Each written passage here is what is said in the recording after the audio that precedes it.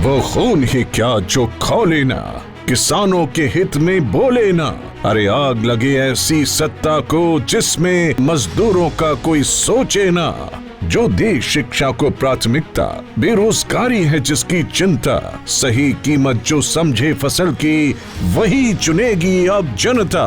तो आओ सबको ये बतलाएं, इस बार वोट देने जब जाएं, हाथी का ही बटन दबाएं। भाई इंद्रजीत सिंह को विजयी बनाएं। सिखों के इतिहास से आज कोई भी अनजान नहीं है। उनकी दिलेरी, उनका जज्बा और उनकी बहादुरी के किस्से हम अक्सर सुनते आए हैं। आजादी की लड़ाई हो या देश पर कोई भी संकट, एक सिख 1.25 लाख के बराबर होता है और वो बिना अपनी जान की परवाह किए अंत तक लड़ता है। ऐसे ही एक सिख सरदार इंद्रजीत सिंह, जिनकी रगों में खून नहीं क्रांति है, जिनके हौसले चट्टानों जैसे मजबूत और खुद में ही इतना बुलंद है कि खुदा ने तकदीर भी बुलंद लिखी।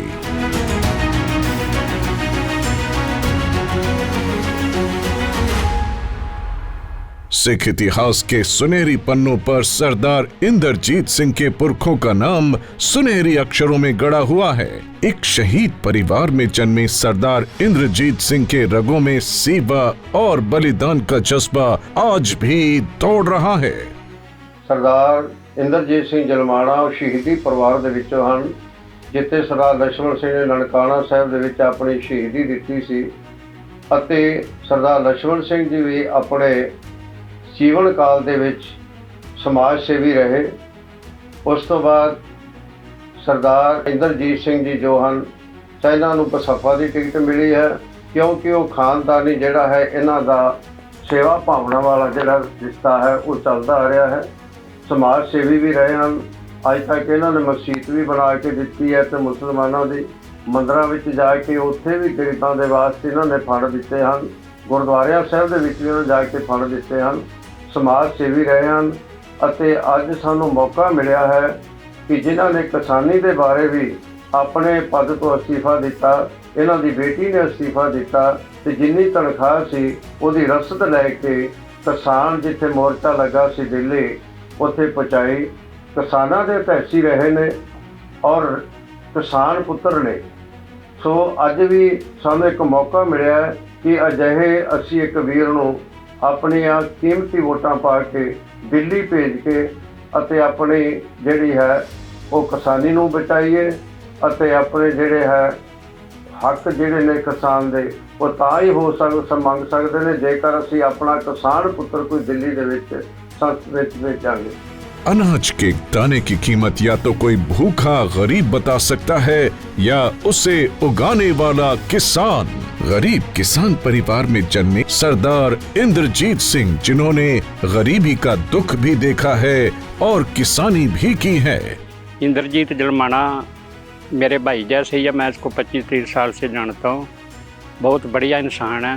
लोगों के सुख दुख में आधी रात को भी काम आते हैं। पंचायती आदमी हैं, दया धर्म वाले आदमी हैं।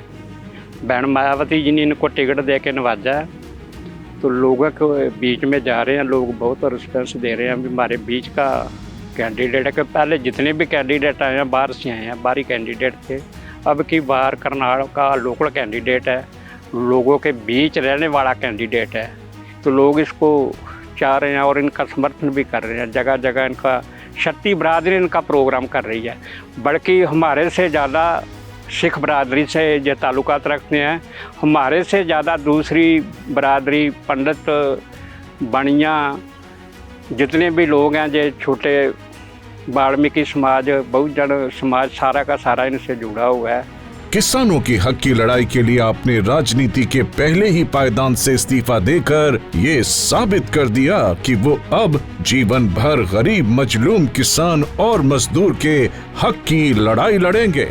इसी के चलते भाई इंद्रजीत सिंह को बहन मायावती ने करनाल से बसपा के लोकसभा का उम्मीदवार घोषित किया। शिक्षा इंसान को अंधकार से उजाले की तरफ ले जाने का काम करती है। किसी गरीब की आंखों में शिक्षा आज ना पूरे होने वाला ख्वाब बनकर रह गया है। मेरे से बेहतर पढ़ाई क्या होती है कोई भी नहीं जानता, क्योंकि मैंने पढ़ाई करने के लिए, पढ़ने के लिए एक ट्रैक्टर ट्राली से मिट्टी तक ढोई है। खुद हम ट्राली भरते थे और खुद ट्राली खाली करते थे। उस वक्त ऐसे ट्रालियों से मिट्टी ढो के मैंने उससे जो पैसे कमाए उस तरीके से अपनी शिक्षा प्राप्त की।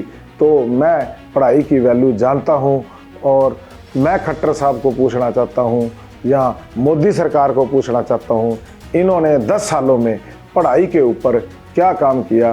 ये तो जो सरकारी स्कूल थे उनको भी ख़त्म करने पे तुले हुए हैं। हरियाणा में कम से कम 105 स्कूल इन्होंने मर्ज कर दिए हैं और ये इसीलिए मर्ज किए गए हैं कि ना कोई गरीब का बच्चा पढ़े और ना वो अपने अधिकार मांगे और ना वो रोजगार मांगे। तो मैं खट्टर साहब से सीधा सीधा ये सवाल पूछना चाहता हूँ कि आपने उस गरीब किसान की और गरीब मजदूर की पढ़ाई के लिए आज तक क्या किया है। आज का युवा पूछता है ये सवाल, मेरे हक की शिक्षा क्यों है बेहाल।